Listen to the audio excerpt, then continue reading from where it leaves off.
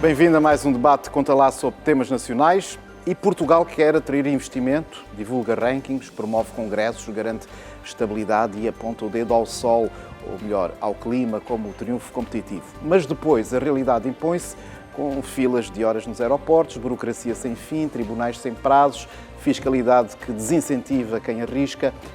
A verdade é que o país está entre os 10 destinos mais procurados da Europa em projetos de investimento direto. Mas quem investe cá muitas vezes arrepende-se e quem pensa em investir hesita. Há talento, mas não chega. Há fundos europeus, mas a execução é lenta. Há empresas com ambição, mas são travadas por uma carga fiscal pesada e que só cria problemas. É este o panorama para nós ouvirmos quem sabe sobre este assunto. Os meus convidados que passo a apresentar, agradeço desde já a vossa presença. O André Almeida Santos é sócio da Indico Capital Partners, que é uma das mais relevantes sociedades de capital de risco em Portugal. A Indico gera atualmente cerca de 225 milhões de euros em ativos, com foco em tecnologia e na chamada economia azul, ligada ao mar. Depois, Gonçalo Simões de Almeida, que é vice-presidente da ANJO, a Associação Nacional de Jovens Empresários, tem sido uma força ativa na defesa de um ambiente mais favorável ao empreendedorismo, criticando a morosidade do Estado, a falta de incentivos reais à inovação e recentemente liderou um documento, o Start It Up, Jovens Empresários pelo Futuro de Portugal, que apresenta propostas concretas para tornar o país mais competitivo. Finalmente, Ricardo Valente foi vereador da Câmara Municipal do Porto com os pelouros das Finanças, Economia e Turismo. Durante o seu mandato, o Porto bateu recordes de investimento externo, consolidou-se como um hub tecnológico e logístico, criou iniciativas como o Porto for Talent, para reter exatamente o capital humano na cidade.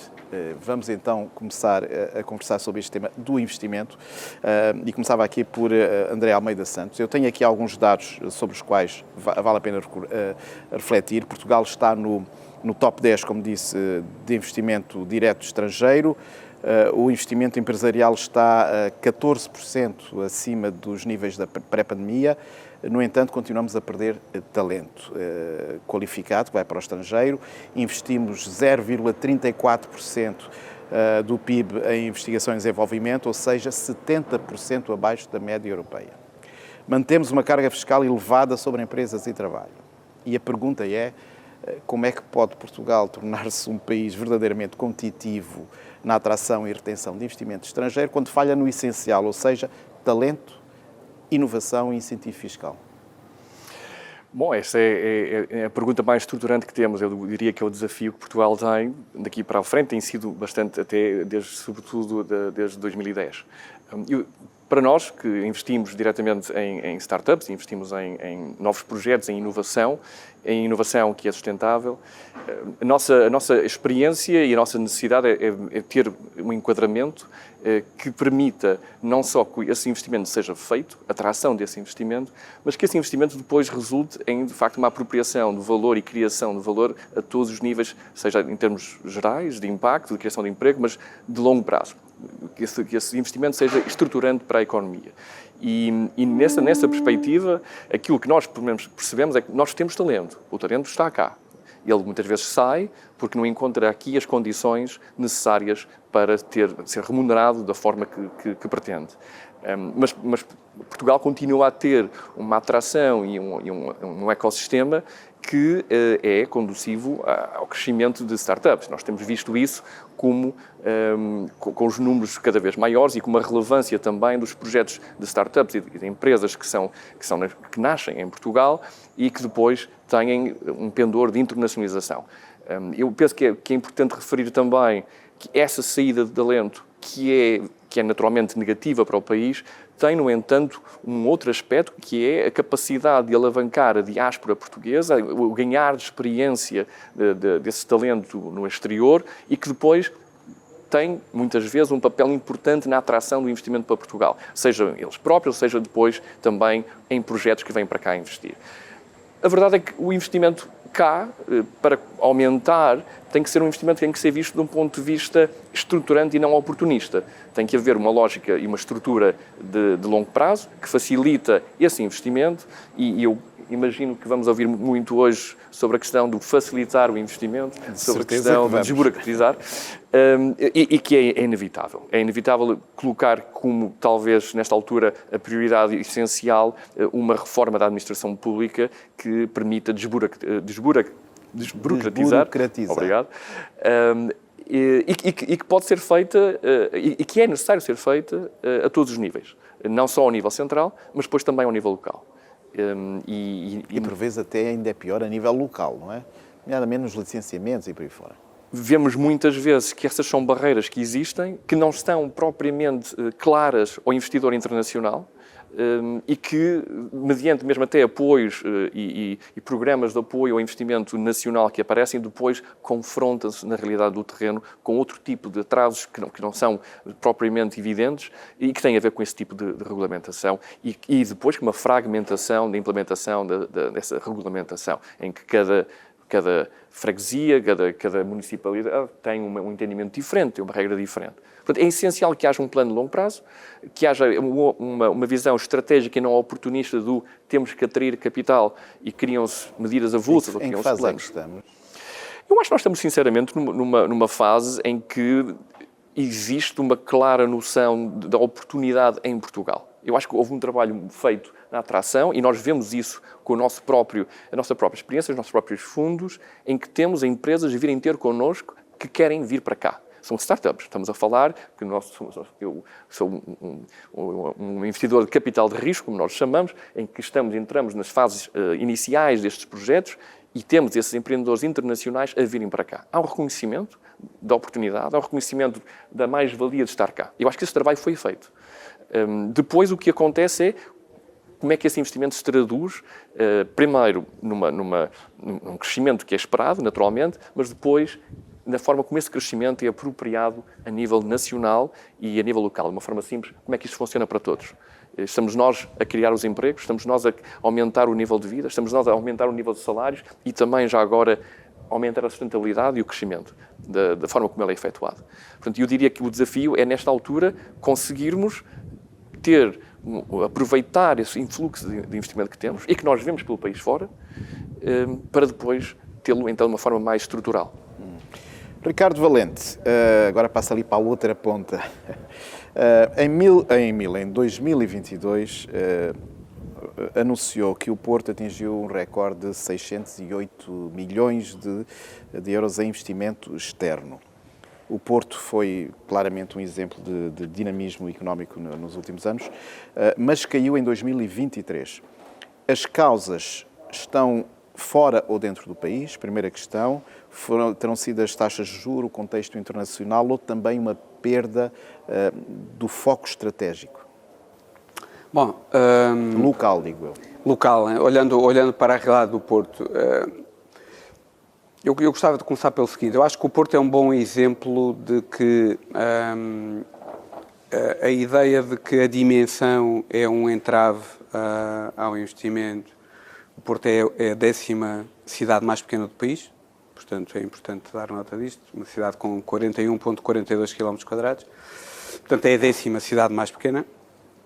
No entanto, nos últimos anos foi o foco de enorme atração de investimento. E quando nós falamos de investimento, é importante distinguir a tipologia de investimentos. Os números que apresenta é investimento empresarial, que é diferente do investimento imobiliário. Portugal é, de facto, um enorme caso de sucesso do ponto de vista de investimento, mas também não podemos caminhar pelo lado fácil. Portugal está no top 10 europeu quando olhamos para o IDE numa lógica total. E grande parte deste IDE que coloca Portugal no top 10 é imobiliário. E, portanto, não é investimento produtivo, não é investimento empresarial, não é investimento corporativo, e isto enfoca naquilo que o André estava a falar, porque é que nós... O investimento imobiliário representa 11% do PIB já. Já, exatamente. Se nós olharmos para as estatísticas deste primeiro trimestre de 2025, percebemos a dimensão, quer dizer, o investimento imobiliário representa 900 milhões de euros no primeiro trimestre do ano, e abarca praticamente 80% do investimento direto estrangeiro em Portugal neste primeiro. Ou seja, quando se fala e se faz grandes parangonas com o crescimento do investimento em Portugal, está-se a falar sobretudo de imobiliário. Eu diria que não é mau que seja imobiliário, mas eu acho que é importante caminharmos num sentido diferente. Ou seja, acho que é muito importante... E esse crescimento no Porto tem a ver mais com o imobiliário? Tem muito mais a ver com investimento corporativo. Portanto, para mim, é investimento mais resiliente e mais desejado? Não, e porque ele faz aquilo que o André falava, que cria valor na economia local. As nossas estatísticas no Porto, do ponto de vista de investimento direto estrangeiro, colocam a criação de emprego em 25 mil postos de trabalho criados pelas empresas que nós somos capazes de atrair. Essa métrica é tão ou mais importante que o investimento direto. Coloca-nos a métrica do ponto de vista do que é o salário médio nestas empresas, que está 56% acima da média do salário no Concelho do Porto. E, portanto, eu acho que este tem que ser o desiderato. Aquilo que o André falava, quer dizer, o investimento direto estrangeiro foi sempre... Portugal é dos países europeus com maior estoque de investimento direto estrangeiro. Nós, em termos de estoque, o IDR representa à volta de 70% do PIB. Nós temos um fluxo anual que é o dobro da Europa. Nós temos mais ou menos 4% de fluxos de IDR no país. Portanto, isso é algo que existe há muito tempo. Nós olhamos para uma indústria muito tradicional como o calçado, por exemplo, que hoje é fortíssimo, fez um caminho enorme. Como é que o calçado surge em Portugal? Investimento direto estrangeiro. Foram as empresas do norte da Europa que estabeleceram no norte de Portugal as suas fábricas e que a partir daí o que é que fizeram? Criaram emprego, mas mais importante que isso, transferiram boas práticas e tecnologia e conhecimento. Isto o que é que fez? Criou um ecossistema nacional que, passados 40 anos, faz com que Portugal tenha campeões do ponto de vista de calçado. Portanto, pelo caminho ainda se perdeu muitas empresas. Perderam-se muitas empresas, mas isso é um processo normal. O que eu acho é que nós temos que definir o IDE como algo que tem que ser estruturante para um país que tem déficits de capital e, portanto, nós temos que ver o IDE como uma pedra fundamental do ponto de vista de capital, mas também temos que ver o IDE como um caminho do ponto de vista do que é o aumento do valor acrescentado bruto do ponto de vista da economia portuguesa. E por isso é que nós no Porto fomos muito claros do ponto de vista do tipo de investimento que queríamos atrair. Mas não me respondo ainda à pergunta. Quais as causas estiveram na origem dessa quebra? Eu vou já explicar. Porque como nós estamos a olhar para as estatísticas de investimento corporativo, nós a partir de 2023 assistimos a um retrair muito grande do ponto de vista de investimento corporativo nas empresas, que teve a ver com dois motivos. Um motivo que teve a ver com a questão da instabilidade geopolítica, a questão da guerra da Ucrânia, que travou muito investimento. Teve a ver com questões do ponto de vista de transições de setores. Vou-lhe dar o exemplo do setor automóvel, onde as grandes empresas fizeram cortes massivos do ponto de vista daquilo que nós chamamos CAPEX, ou seja, planos de expansão, planos de investimento, e depois a questão da taxa de juros. O ciclo de taxa de juros mordeu aqui muita questão do lado do investimento. Portanto, eu acho que nós temos que ver isto numa lógica, para além do ciclo, que é, vamos ter altos e baixos, é normal. Acho que o que é relevante é não perdermos o norte. E não perder o norte significa não nos esquecermos do caminho que ainda temos pela frente. E só para terminar, vou dar um exemplo muito importante de como é que o investimento direto estrangeiro foi importante para Portugal. Vou falar da privatização do Novo Banco. O Novo Banco foi comprado por uma empresa francesa. A empresa francesa que chegou a Portugal na cidade do Porto em 2015. 200 pessoas. Hoje temos 2.800 pessoas a trabalhar na Natixis, que é o banco de investimento desta empresa que comprou o Novo Banco. Não quero estar a dizer que foi este investimento que fez com que o Novo Banco tivesse chegado em mãos francesas, eu diria que em 95% foi. Foi a experiência dos franceses em Portugal perceberem a capacidade que o país tinha, o reconhecimento daquilo que é o talento português e, sobretudo, o ecossistema português. E, portanto, eu acho que foi nós, a partir deste investimento, se calhar trouxemos um agente menos óbvio do que os espanhóis, que tipicamente eram aqueles que conheciam a realidade portuguesa e que tomaram conta de todo o sistema financeiro português, e nós tivemos, enfim, um player francês muito longe da realidade portuguesa, à primeira vista, mas que, com anos contínuos de investimento em Portugal, reconhece o valor da economia portuguesa, reconhece o valor dos ativos portugueses. Portanto, e isso é algo que a mim me dá muita esperança, que é o efeito do investimento tem vários níveis, tem derivadas de primeiro grau, derivadas de segundo grau e derivadas de terceiro grau, e ele só é estruturante quando chegamos a esta derivada de terceiro grau, que permite o reconhecimento do país enquanto foco de investimento. Começamos com um investimento deste nível, depois temos no fim um investimento gigantesco, mais de 6 mil milhões de euros, na compra de um ativo tão relevante como o Novo Banco, que é feito por uma empresa que chegou a Portugal com 200 pessoas para um centro de negócios no Porto. Foi um bom investimento, digamos, de Portugal. O que prova a capacidade que temos de escalar, ao contrário do que se diz, temos capacidade de escalar, passamos de 200 para 2.800, temos capacidade depois de demonstrar aquilo que é a capacidade da economia portuguesa como um todo. Eu acho que é esta visão estratégica que em muitos casos nos falta. Acho que nós pensamos, nós não somos pequenos, acho que pensamos pequeno.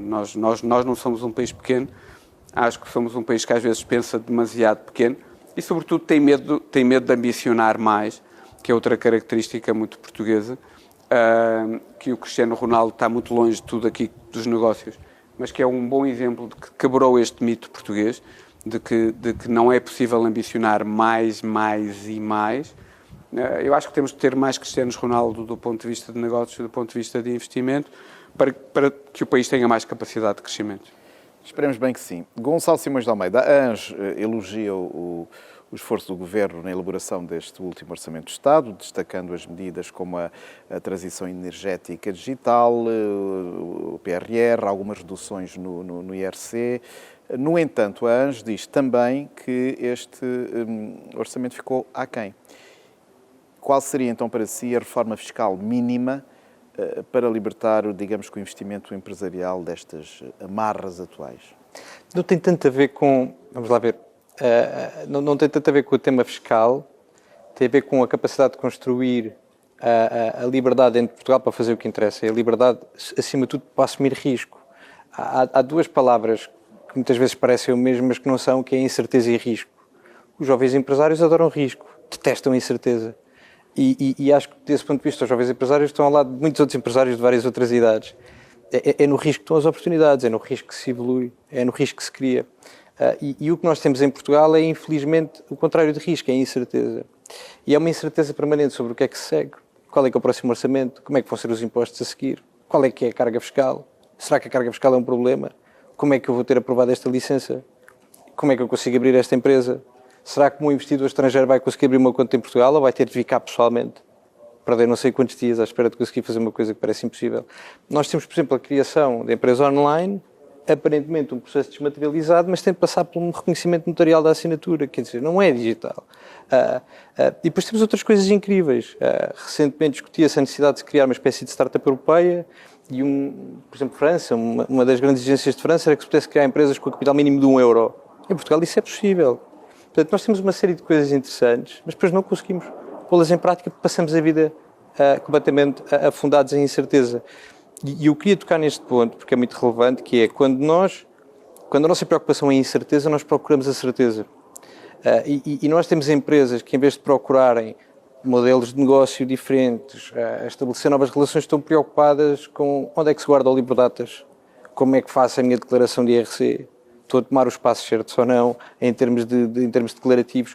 Ou seja, aquilo que não importa nada, que é aquela ata, aquele papel, é o mais importante. E aquilo que verdadeiramente importa, que é o modelo de negócio, não importa nada. E porquê? Porque estamos à procura de certeza. Não queremos aquela coima, não queremos aquela multa, não queremos ser rotulados dos tipos que falharam por aquela razão. E depois precisamos de respostas que não temos. Seja ao nível local, seja ao nível nacional, nós esperamos respostas e as respostas não vêm. E quando vêm, não se conseguem ler. Um exemplo simples é o Reino Unido, há vários anos atrás, implementa uma reforma muito interessante na comunicação da autoridade tributária deles. As cartas passaram a ser legíveis. Em Portugal, hoje recebe-se uma carta da autoridade tributária e não se percebe nada do que está lá escrito. Eu sou advogado, eu não percebo metade das cartas da autoridade tributária, eu não percebo. E, portanto, se eu não percebo e sou particularmente atento... Diga. Se calhar é a intenção, não? Pode ser a intenção, pode ser a intenção. Não, estou a brincar, Pode ser a intenção.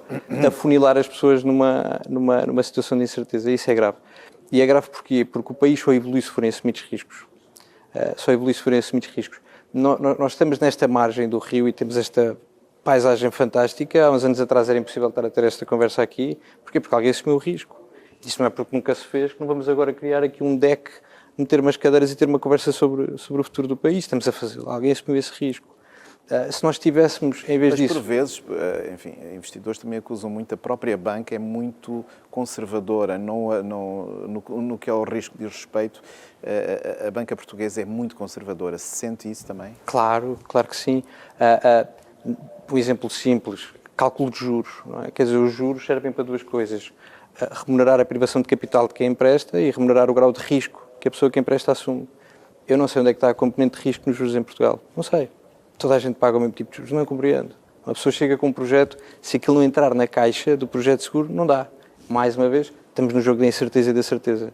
Que eu tenho que ter a certeza que este tipo traz. Outro exemplo, nós temos empresas, em várias, quer dizer, isto são milhares de casos no país todos os dias, milhares de empresas que vão procurar financiamento bancário para crescer, para comprar outras empresas, para adquirir novos equipamentos, e é-lhes exigido que prestem um aval quando o património da empresa é superior ao dos sócios. Porque é importante ter o aval do sócio, a garantia pessoal. Portanto, passamos a vida nisto, da certeza e da incerteza. Assuma-se risco, que é, se o empresário não tem o interesse de prestar um aval, se a empresa não tem garantias para o projeto que quer fazer, remunere-se o risco do banco. Avalie-se, meça-se e remunere-se esse risco. Nós não falamos de risco em Portugal, isso é grave. Pois. André, Que é a minha deixa do risco. a deixa do risco. Exato. Um elemento da Indico, a Cristina Fonseca, defende que o ecossistema português precisa de mais profissionalismo, ponto 1, e incentivos. Concretamente, onde é que estão os maiores bloqueios? Para si, é onde? É na entrada do capital, é no ambiente fiscal ou é pura e simplesmente na falta de visão? Política, claro. Na entrada de capital existem. Na entrada, na angariação de capital. Acabamos de falar sobre a questão do risco, não é? E que a banca em Portugal estruturalmente não o toma. No entanto, podíamos sempre argumentar que há outros instrumentos para tomar risco. No caso concreto, o capital de risco, que é aquilo que nós fazemos e que a Cristina aludia também. Não há, até de um ponto de vista regulatório, incentivo a que haja mais dinheiro alocado às pessoas que se disponibilizam para tomar o risco. Isto é essencial. Nós estamos com níveis muito abaixo da média europeia na captação de fundos para o capital de risco, e já não vou falar no caso americano. O caso americano, então, é de uma dimensão à parte. Ora, se nós queremos estar preocupados com o crescimento e incentivar, e o capital de risco tem como noção a tomada de risco para grande crescimento. Se esta é a preocupação, não incentivar o risco, seja através de uma estruturação da banca e promovendo maior competitividade, ou seja, na alocação de recursos para o capital de risco, isso é um bottleneck. Nós precisamos, claramente, de um ponto de vista nacional, pensar que é preciso tomar mais risco, é preciso mais fundos para o capital de risco.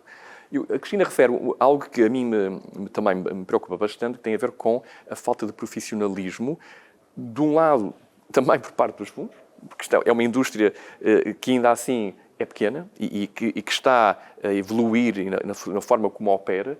Muitas vezes o capital vem e depois ele próprio não é alocado de uma forma muito profissional que permita às empresas crescer. Mas esta falta de profissionalismo, estamos a falar a que nível? Por um lado, tem a ver com as práticas, as boas práticas de investimento, mas por outro lado tem a ver também com uma cultura empresarial de crescimento, uma cultura de startup. Não é?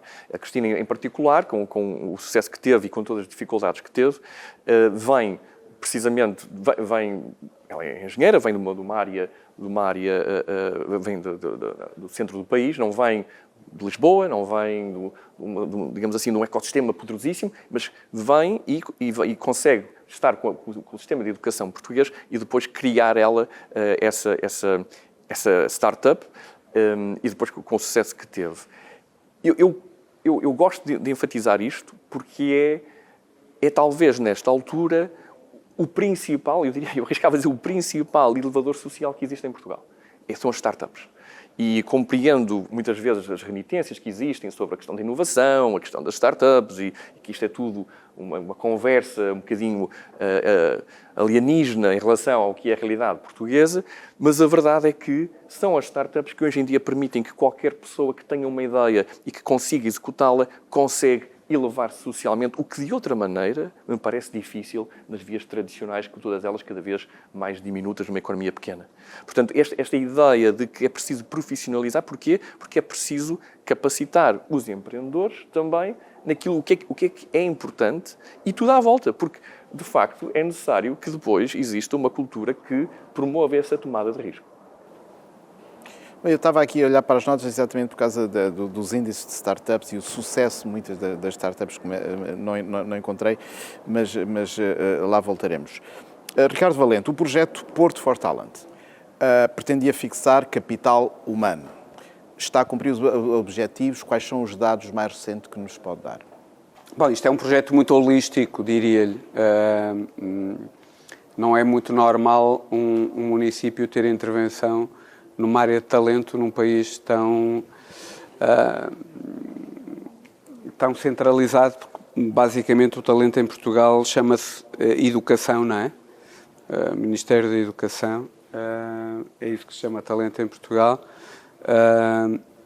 que na maior parte dos casos não é o Ministério da Educação, é o Ministério dos Professores e o Ministério das Instituições de Ensino. Não é o Ministério do Talento, porque nunca vi nenhum ministro ouvir nenhum aluno, nem nenhum conjunto de alunos, nem nenhum conjunto de pessoas sobre o que é que pensam que deveriam aprender ou não aprender do ponto de vista das suas instituições de ensino. Sou muito crítico relativamente a esse aspecto. E daí nós no Porto temos implementado uma estratégia de talento que passava por três questões. Primeiro, programas municipais do ponto de vista de upskilling e reskilling, ou seja, programas que permitiam às pessoas alterarem a sua formação de competências. Estamos fora da educação, estamos a falar de competências, ou melhorarem as suas competências, ok? E isto basicamente passou por programas com as empresas, portanto eram basicamente o município é um facilitador, agrega as empresas e vamos criar uma cultura de gestão de talento do ponto de vista da cidade. Por outro lado, trouxemos escolas disruptivas. Okay? A cidade do Porto é o único mecenas da Escola 42. A 42 vem para o Porto e o município do Porto passou a ser mecenas da 42 e nós temos a 42 Porto, temos o TUMO também já hoje no Porto, ou seja, projetos... Se estiver enganado, a Escola 42 ainda luta por algum reconhecimento por parte do Ministério da Educação. Ainda luta por algum reconhecimento. Esta é a tal ideia, a Escola 42 é um projeto verdadeiramente único. Enfim, foi... Já agora, se puder exemplificar, explicar um bocadinho, era bom, porque quem nos está a ouvir... Sim, a Escola 42 é uma escola, diria-lhe, de código, mas diferente das escolas de código tradicionais, no sentido que é uma escola que funciona 24 horas por dia, 7 dias por semana, gratuita, sem professores, e que obriga a que os alunos criem o seu próprio programa, trabalhando em equipa. Porquê que isto é bom? Isto é bom porque é o tal elevador social que é muito importante. Só para ter uma ideia, nós na cidade do Porto temos na 42 30% dos alunos são não nacionais. Muitos deles vieram para a cidade do Porto para terem a hipótese de aprenderem na 42 Porto e estamos a criar talento que depois é usado nas grandes empresas da cidade do Porto, tecnológicas. Ou seja, a Escola 42, e que é um sistema de ensino não reconhecido cá em Portugal, está a atrair talento do exterior para exatamente. Portugal. A Escola 42, no último ranking da UIRI, que é um ranking mundial de universidades, a 42, que não é uma universidade reconhecida em Portugal, está no 3º lugar deste ranking, ao lado do MIT e de Stanford. A Escola 42 em França, o presidente Emmanuel Macron permitiu que a escola desse o grau de mestre às pessoas que concluem o nível máximo da 42. E por isso é que eu digo que em Portugal nós não temos o Ministério da Educação, temos o Ministério dos Professores ou das instituições e que não é capaz de perceber, de facto, o que é o ensino e estas novas formas de ensino. Portanto, isto foi algo que nós fizemos outra coisa, que também com uma gestão privada, com a Encico, que é uma associação privada, onde temos a Associação Portuguesa de Matemática, temos grandes empresas como a NOS, como a SONAI, como a Fundação Santander. E o que é que fizemos? Criamos o ensino da computação desde o primeiro ano das escolas do Porto. Portanto, um programa completamente inovador. Começamos com 3 escolas na cidade do Porto, uma na zona ocidental da cidade, a outra na zona mais pobre, no bairro do Viso, e outra numa escola privada. Começamos com 3 turmas de 75 alunos. Hoje temos 3.000 alunos na cidade do Porto a aprenderem a comunicar com o computador, não é? Nós todos sabemos falar português, melhor ou pior, sabemos falar línguas estrangeiras, mas raramente sabemos falar com a máquina, ok? E quem não souber falar com a máquina daqui a 5 anos, 6 anos, não é nada, porque vamos todos saber ter que comunicar com a máquina. Nós entendemos isso e, independentemente daquilo que pensa o Ministério da Educação, colocamos dinheiro nas mãos da ENSICO, do nosso orçamento municipal, e a ENSICO criou, junto às escolas do Porto, um programa do ponto de vista... Desculpe só interromper o pensamento, mas com esse investimento tão dirigido e tão forte para a Escola 42, obviamente vocês têm que ter alguma interface, alguma ligação, alguma comunicação com o Ministério da Educação. E quando vocês apresentam essas estatísticas, digamos assim, qual é que é a reação do lado de lá? Como é que eles negam uma realidade ou não pensam sequer que há ali qualquer coisa a aproveitar? Eu acho que há. Eu posso dizer que eu vim cá a Lisboa e falei com o Secretário de Estado, etc. E aliás, este novo governo, do ponto de vista de programa de educação, colocou alguns destes pontos. Eu acho que o problema, em muitos casos, é uma questão estratégica. Ou seja, o grande problema na educação em Portugal não são os ministros, são as direções gerais. E é tudo aquilo que é a máquina que está por trás e que só se rompe com uma coisa. É tipo o monstro das bolachas. Tens que lhe tirar as bolachas do pacote, tirar-lhe menos bolachas e permitir que as bolachas vão para outros sítios. E, portanto, o Ministério da Educação, de certo modo, tem que ser muito mais holístico e tem que ter sistemas que concorram.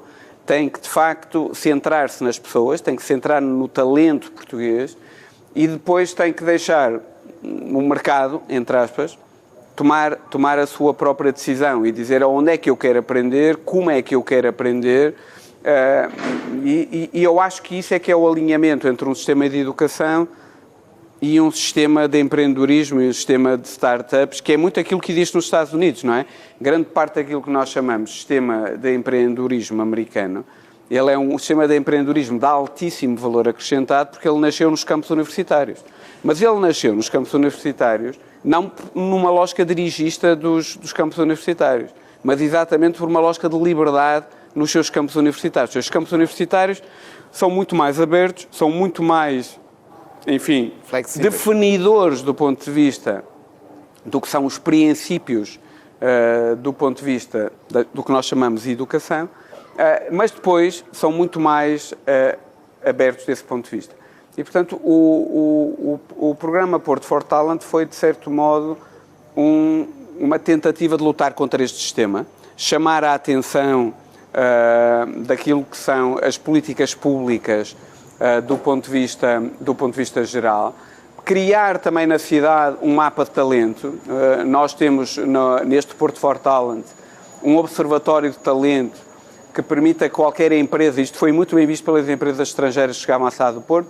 As empresas estrangeiras hoje que chegam à cidade do Porto inscrevem-se num site que se chama Porto for Talent e, com base num algoritmo, vão ter um número de pessoas que conseguem recrutar na cidade a 50 km da cidade, a 100 km da cidade, a 200 km da cidade, ou pessoas que querem vir trabalhar para o Porto e que colocam os seus CVs nesta plataforma.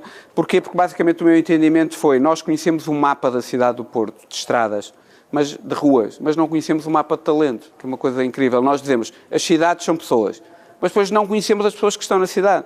Então, porquê é que nós procuramos fazer? Mapear, e alguém que chega à cidade do Porto ter um mapa em que me dá, por exemplo, dentro de um determinado skill que eu quero, onde é que estas pessoas estão? Elas estão nesta universidade, neste politécnico, neste centro de emprego, parte não estão cá, estão em Londres, ou estão em Bangalore, ou estão em São Paulo, mas querem vir trabalhar para a cidade do Porto e têm no seu CV este skill que você procura, você, a empresa, procura. Portanto, tudo isto são medidas muito de facilitação, este é o termo. Nós, como agente público, temos este dever, que é, um município é um condomínio, não é? É um gestor de condomínio. Nós gerimos este condomínio todo, portanto, temos que facilitar esta interação entre todos os agentes e, sobretudo, do lado da tomada de decisão de investimento, há uma palavra-chave que se chama informação. A informação é aquilo que reduz enormemente a incerteza, não é? A informação, ela tem que ser fiável, ela tem que ser correta e depois ela também tem que ser credível, que depois podemos falar desse lado. Informação no sentido de dados. Dados. Ok. Tudo isto tem que estar em cima da mesa, não é? Porque hoje nós falamos muito de decisões baseadas em dados, não é? Data-driven decision. E é isso que... Pois há as outras que são baseadas...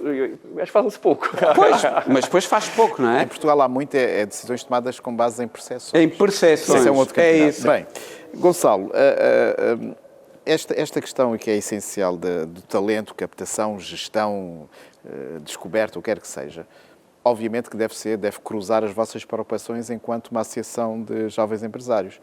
Como é que isto está mapeado no vosso futuro a nível da ação política? O que é que vocês estão a preparar para incentivar e para proteger, no fundo, este legado?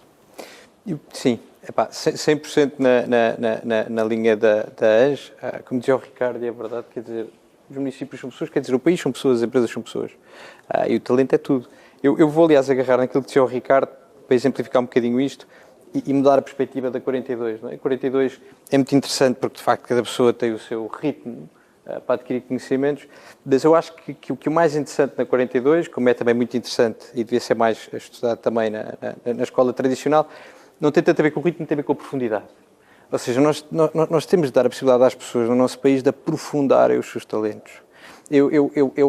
O Ricardo falava em Silicon Valley, não é? Quer dizer, nós tínhamos empresas a sair do percurso normal das universidades, estavam todos a fazer o mesmo percurso de certificação com a mesma duração. A diferença foi que aquele local em específico permitia condições de aprofundamento de talentos. O Bill Gates surge com a Microsoft porque tinha acesso a equipamentos de programação. Ou seja, deram oportunidades para aprofundar. Isso que é o mesmo caminho que os outros. Ou seja, não me parece que o tema seja tanto do ritmo. É evidente que podemos ter um projeto como a Casa 42 que se destaca com esse fator diferenciador. Nós temos de criar condições de aprofundamento de talentos. E dar aqui uma imagem, eu nunca ouvi esta imagem, mas acho que estamos no sítio certo para falar sobre ela, que é, nós temos aquele conceito de cidades de dormitório, que são as cidades que estão perto de outra muito mais dinâmica e que se limitam a receber pessoas para dormirem. Eu acho que nós temos de ir um bocadinho mais longe hoje. Com o mundo tão interconectado como temos, nós corremos o risco de ser um país dormitório, onde as pessoas dormem, trabalham para fora, mas não vivem cá verdadeiramente. Estão cá, mas não vivem. E não vivem no sentido em que não vão à Invest Porto fazer perguntas, não vão ao Fundo de Capital de Risco, ou um hackathon ou o que for, conversar com outros empreendedores. Portanto, estão cá, mas não vivem cá. Só dormem. E muitos estão cá a pensar em deixar de estar cá. Exato, porque estão fartos de estar num sítio onde só dormem. Não é? Se é para estar a trabalhar diretamente para a malta na Califórnia, eu prefiro acordar na Califórnia. É mais fácil, facilita-me a vida, as coisas de apanhar aviões, se calhar mais oportunidades. E há mais oportunidades. E essa é um bocadinho a questão, nós temos de criar mais oportunidades. O caminho é sempre o de igualdade de oportunidades, nós conseguimos adequar ao perfil do talento que temos, mas com mais oportunidades. E passa por isso garantir que os portugueses que estão em Portugal estão acordados, não estão só a dormir e ligados durante o dia útil. E é um bocadinho isto, eu acho piada ao sítio onde estamos também por causa disso, não é? Que é, neste sítio, estamos finalmente acordados, não é? Aparentemente era um sítio onde se dizia que era para dormir e depois as pessoas faziam uma ponte para ir trabalhar para Lisboa, se calhar passam a estar acordadas também aqui. Nós, pelo menos, estamos deste lado. Acordadíssimos. Posso adicionar depois claro, aqui? Como é interessante porque o Gonçalo e eu, nós falamos sobre isso mesmo antes aqui da conversa. Este caso e outros casos à volta de investimento estrangeiro que vem para cá, essa atração, eu gosto de reforçar que traz uma visão nova. E uma visão que não tem o legado dos enquadramentos iniciais e que permite olhar para sítios que de outra forma eram menosprezados e ver o valor que lá está. E algo que é Quando importante... diz visão nova, sintetizo um bocado isso, mas quer dizer que é sem julgamentos, sem preconceitos?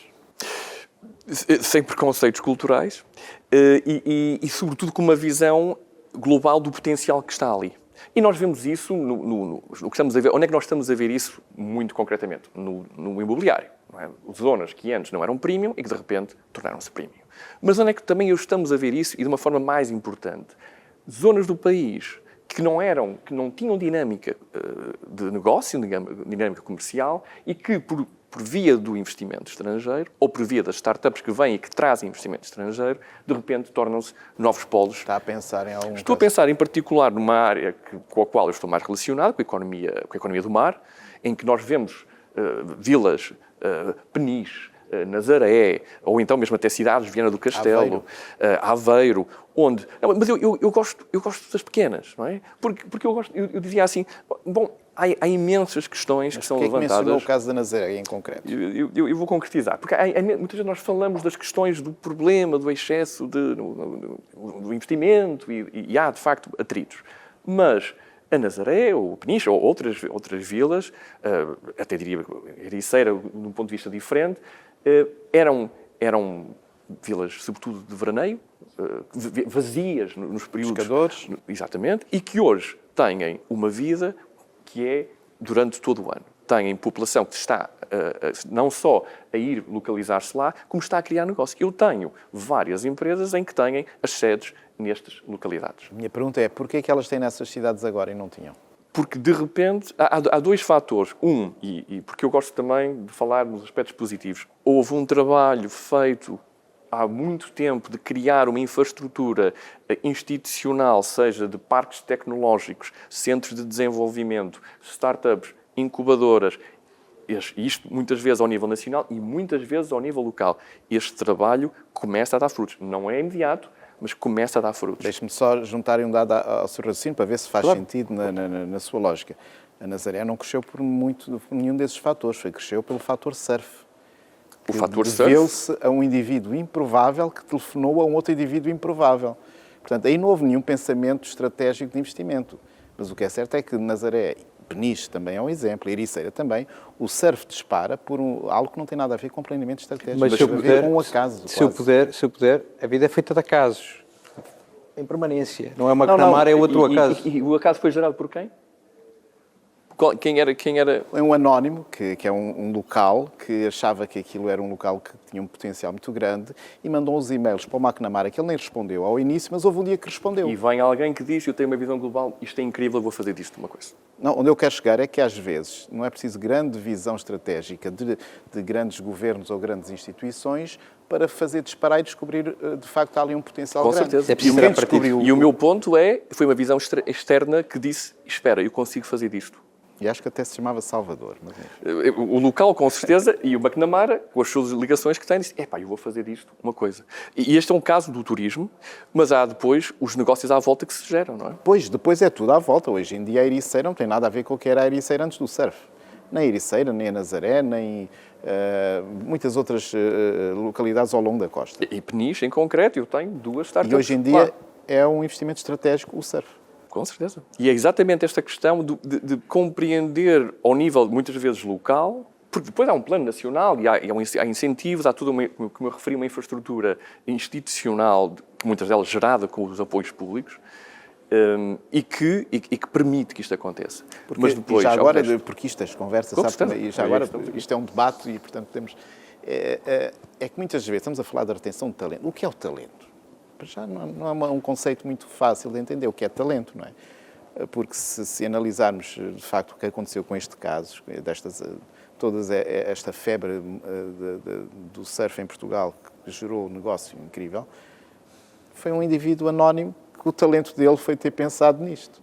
Eu acho que reformulando a pergunta, e aqui estou aí para fora de pé, porque não é a minha área, as perguntas, mas eu acho que é mais do que é o talento, qual é que é o talento que procuramos?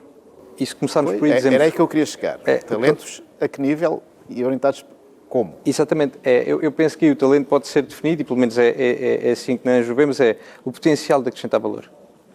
Que pessoas é que têm potencial de acrescentar valor?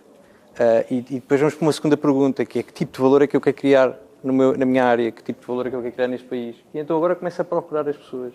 E aí saltávamos da tal noção de país dormitório para uma piscina de talento. Porque este país é uma piscina de talento. Nós temos imensa gente a dormir cá hoje que com as condições certas acordava para gerar valor numa série de áreas. E o que é que estamos a fazer nesse sentido? Essa é a grande questão.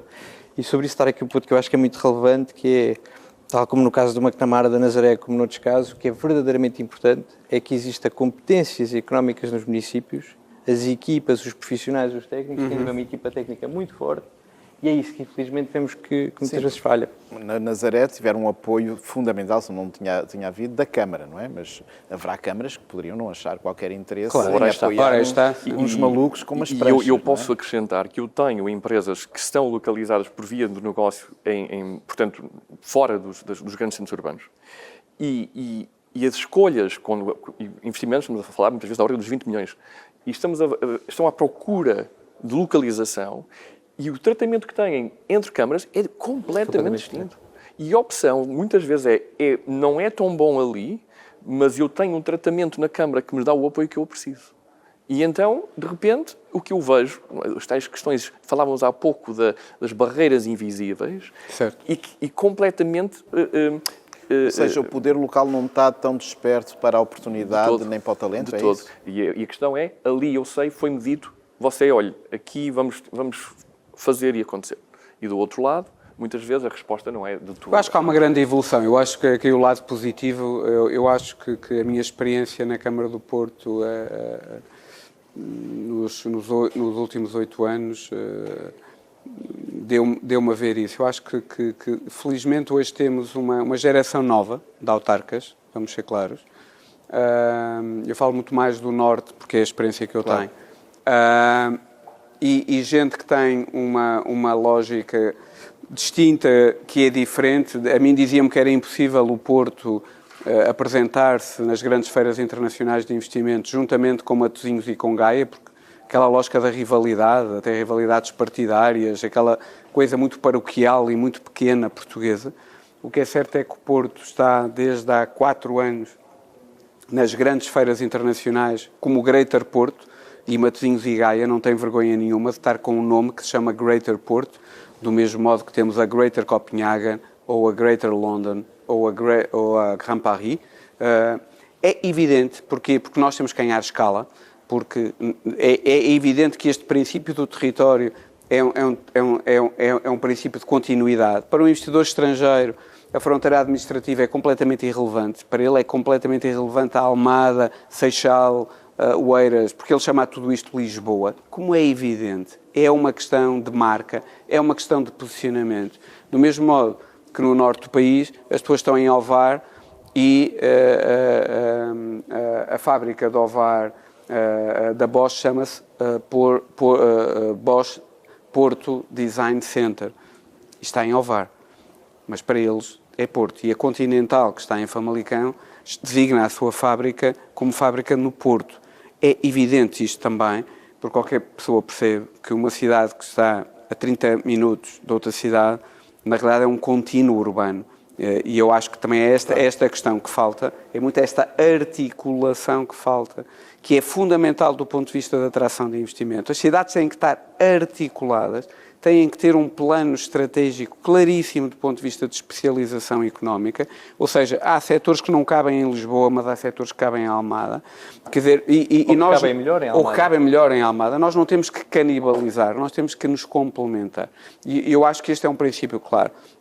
Estou perfeitamente de acordo com o André. Eu sou muito positivo para o país, porque Portugal é um país multipolar, ao contrário do que se diz. Nós temos um contínuo urbano incrível. Nós temos, enfim, basta olhar para o mapa da Península Ibérica e perceber, tirarem uma fotografia à noite, verem os contínuos de luz, onde é que eles estão em 3 zonas da Península Ibérica, Madrid, Barcelona, e depois um contínuo que vai desde Viana do Castelo até Setúbal. Nós, na realidade, temos muita dificuldade em assumir isto. Nós somos o terceiro polo de desenvolvimento urbano na Península. Nós, Portugal, nesta enorme linha que temos aqui. Isto é uma enorme vantagem. Porquê? Porque como nós somos multipolares, ao contrário de Espanha, que concentra muito nesta grande zona de Madrid, que come basicamente tudo o resto e que leva tudo. Nós é o litoral que concentra tudo e come. Sim, mas o nosso litoral vai até à fronteira. Na minha opinião, Vila Real, eu fui a Vila Real, demorei 50 minutos a chegar a Vila Real. 50 minutos a chegar a Vila Real. Eu, quando vivia em São Paulo, estava a contar isto, quando ia para a praia demorava 3 horas para ir para a praia. Eu vivia em São Paulo e demorava 3 horas a chegar à praia. E nunca pensei em chamar em São Paulo uma cidade do interior. Não. Portanto, nós temos que mudar este mindset do ponto de vista daquilo que são os nossos ativos. A multipolaridade é uma enorme vantagem para Portugal. Porquê? Porque isto nos permite resolver muito mais facilmente problemas de retenção, problemas de habitação, problemas de qualidade de vida. Nós hoje temos em Portugal qualidade de vida perto de Lisboa, perto do Porto, a meia hora de carro, a 40 minutos, a 50 minutos, que é muito difícil termos noutras grandes cidades europeias. Depende sempre com quem se compara, mas percebo o que quer dizer. Mas deixe-me voltar aqui agora aqui ao André, para lhe perguntar o seguinte, sendo o foco da Indico a economia azul, o que eu lhe pergunto é se Portugal está a capitalizar devidamente o seu mar ou continua a ser um país muito tímido perante o potencial que tem aos pés. Nós é literalmente atrás. Exatamente. E debaixo dos pés quase, não é? Portugal tem, de facto, uma tradição e tem uma história e diria até que tem uma parte relevante da sua economia, 5%, se não estou em erro, de tudo que revolve à volta da economia azul. Estou aqui a deixar de fora a questão de outras coisas que passam a meio, tipo energias renováveis e por aí fora. Isso ainda não existe de forma significativa, mas do que é considerado a economia azul, que é relevante. Em função do que é o potencial que temos, não chega. Mas o facto é que existe em Portugal, nesta altura, eu aqui faço reforço mais uma vez da parte positiva, um ecossistema que envolve tanto instituições públicas, semipúblicas e privadas, que é referido mundialmente. Portugal é referido mundialmente como um exemplo de um ecossistema da economia azul. E porquê? Porque há, mais uma vez, instituições de ensino, centros de desenvolvimento, uma forte associação setorial que tem um papel extremamente dinâmico na promoção internacional e na articulação. Está a pensar em alguns projetos em concreto? Sim, eu vejo desde o que são grandes investimentos de infraestrutura nas operações marítimas e ligações, por exemplo, falávamos há pouco, a ligação depois com os portos de Sines que está a ser promovida, o crescimento de outros portos em preparação para as energias renováveis offshore. Estamos depois também a falar de vários hubs de desenvolvimento de startups, para as quais empresas internacionais vêm para cá, e depois temos todo um setor das pescas e do transporte marítimo que, embora encontre as naturais dificuldades que estes setores têm tradicionais em se transformar, estão eles próprios a começar a ter um interesse internacional e de crescimento. Eu posso dizer-lhe que tenho recebido sempre inúmeras propostas que têm a ver com o aumento da infraestrutura marítima, seja para trabalhar na reformulação de barcos, seja para a construção de barcos, onde nós temos um setor que está em crescimento. Portanto, é todo um setor que está aqui em face de uma realidade de recursos que existe e que tem sido abraçado pelo Governo. Agora, falta, naturalmente, a massa crítica financeira que a Noruega tem, em que tem um setor fortíssimo, porque há uma disponibilidade. Nós já tivemos aqui um grande estaleiro, a 7 km de onde estamos, que era a Lisnave, não é? E que talvez em breve tenha ali outros projetos a acontecer. Há já projetos pensados para aquilo? Eu penso que existem, de facto, todo um pipeline de projetos que estão todos eles a formar-se. Mas dentro do setor do mar? E não só. Mas a questão que se prende... Esta hesitação dos investidores convém saber ler nas entregas. Sobretudo porque as coisas, muitas vezes, são elas todas mediante os seus processos normais de preparação e desenvolvimento. Mas isto para dizer que também pensar o setor azul é pensar de uma forma diferente. E deu o exemplo do que aconteceu à Lisnave. Porquê? Porque o que é que aconteceu ao calçado? Falávamos há pouco, não é? Quer dizer, tem que se pensar de forma diferente. De repente, Portugal, nesta altura, é visto como um ponto de passagem, por exemplo, em tudo que é marítima turístico, os grandes iates, por aí fora, seja da costa este para o Mediterrâneo. Não há oferta de marinas. O número de marinas está muito abaixo do que é a procura. E, de repente, há um espaço ali, o mar é difícil, mas existe muito para onde trabalhar. Existe depois o know-how, que, entretanto, foi sendo criado, muitas empresas deste setor. E este até nem é o setor que eu vou dizer que maior explosão. a biotecnologia em Portugal é, nesta altura, já um hub. Portanto, temos uma zona económica exclusiva enorme e temos um aproveitamento disso que vai ter que acontecer. E agora, esse é o que nos dá uma grande alavancagem para poder ser, então, uma economia azul, de facto, e não só na história. Só preciso mais Gonçalo, deixe-me só fazer-lhe pergunta. Temos mais ou menos 5 minutos para terminar o nosso programa. Portugal, obviamente, mantém uma dependência estrutural muito grande de fundos comunitários e de grandes concessões para realizar investimento público. Essa lógica, digamos que assistencialista, diria, não limita a autonomia estratégica do país e a capacidade de pensar a longo prazo? Eu acho que isso é uma questão de números, não é? Se 80%, 90% da nossa atividade depende de fundos europeus, é uma lógica assistencialista. Se, pelo contrário, for utilizado como forma para alavancar o setor empresarial, então já é diferente. Em vez de ser um subsídio, é um apoio, é uma garantia, é uma ajuda. Mas, mais uma vez, precisamos de fazer qualquer coisa com esse dinheiro. Precisamos de fazer qualquer coisa que seja arriscada, que seja inovadora, que seja construtora. E, acima de tudo, parece-me do lado do talento, que esse é que é o ponto verdadeiramente essencial, é nós conseguirmos utilizar esses fundos que estão ao nosso dispor, não para manter processos em curso que são insustentáveis, não para manter fábricas de calçado que se calhar já não se justificam, ou estaleiros de barcos que já não fazem sentido, mas para criar a infraestrutura que permite a quem vem de fora olhar para nós e investir, a quem está cá dentro desenvolver competências e, portanto, criar infraestrutura, reduzir risco, sim, reduzir risco, conseguir medir o risco também, nós termos equipas, seja no governo, seja nos municípios, seja em entidades como a ANGE, que são claras parceiras de políticas públicas a nível local. A ANGE tem a maior rede de incubação em Portugal, a ANGE tem 5 polos muito fortes distribuídos pelo país, acompanhamos vários municípios. Haver esta capacidade destas pessoas se juntarem. O Ricardo, aliás, mencionou 2 coisas interessantíssimas, e eu digo rapidamente. A primeira foi a internacionalização. Nós temos de ter autarcas que apanhem aviões, que vão lá fora, que participem em eventos, que tragam novidades cá para dentro. A cereja do Fundão tem blockchain, quer dizer, não é? Nós recebemos uma caixa com cerejas, mas é possível perceber de onde é que vem. Bastava os japoneses verem isso, não é? Exato. Aliás o Fundão... Exatamente. O Fundão não se tornou um polo de trabalho de camponeses, transformou-se num polo de tecnologia com nómadas digitais. E, portanto, temos de ter autarcas que internacionalizem. E para a ANGE isso é importantíssimo. A segunda coisa importante que referiu, um bocadinho à Pansan, mas o conteúdo é imenso, é a articulação entre municípios. Quer dizer, nós temos de ter mais partilha. Lisboa deve conversar com a Almada, o Porto deve conversar com Matosinhos e fazer esta distribuição de jogo. A ANGE também, obviamente, tem uma grande atuação, e por isso é que eu falo nisso. Nós vemos isto a acontecer e a não acontecer.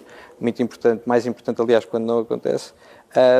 Mas nesta lógica de haver o sítio certo onde colocar este dinheiro que está a chegar. Porque o problema é o dinheiro continua a chegar. Quer dizer, ninguém tem grandes dúvidas sobre isso. Não vale a pena ir tudo... Última pergunta, e depois vou fazer uma pergunta comum a todos. Peço Ricardo, que se puder ser-se mais sintético possível, lhe agradeço. Como é que o ecossistema de inovação pode florescer com startups e empresas tecnológicas enfrentam o mesmo ambiente fiscal que as grandes empresas?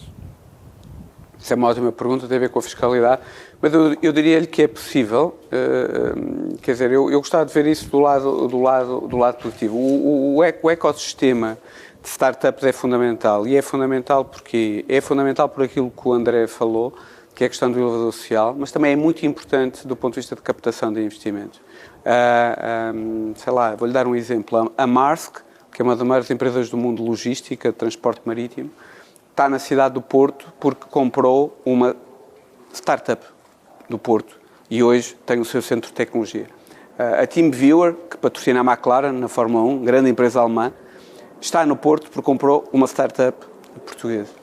A Ocean Infinity, a empresa da área da economia azul, está no Porto porque comprou a Abissal, que era um spin-off de uma startup da UPTEC da Universidade do Porto.